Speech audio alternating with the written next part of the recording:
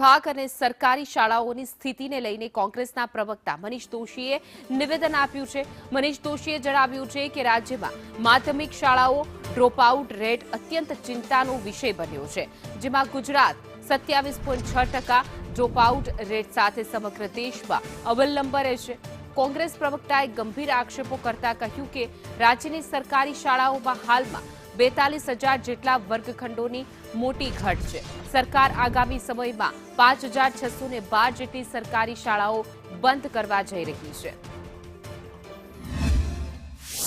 સંજોગોની અંદર ગુજરાતમાં જે શિક્ષકોની મોટા પાયે ખાલી જગ્યા, મોટા પાયે વર્ગખંડોની ખાલી જગ્યા અને સરકારની નીતિને નિયત સામે સૌથી મોટા પ્રશ્નાર્થ એ થાય કે ખાસ કરીને જો શાળાઓ જ ગ્રામ્ય વિસ્તારમાં બંધ થતી હોય, શિક્ષકોની જ મોટા પાયે કમી હોય તો આની અસર સીધી ગ્રામ્ય વિસ્તારના શિક્ષણ ઉપર મોટા પાયે પડે છે અને ખાસ કરીને દીકરીઓના શિક્ષણ ઉપર સૌથી મોટી ચિંતાનો વિષય છે।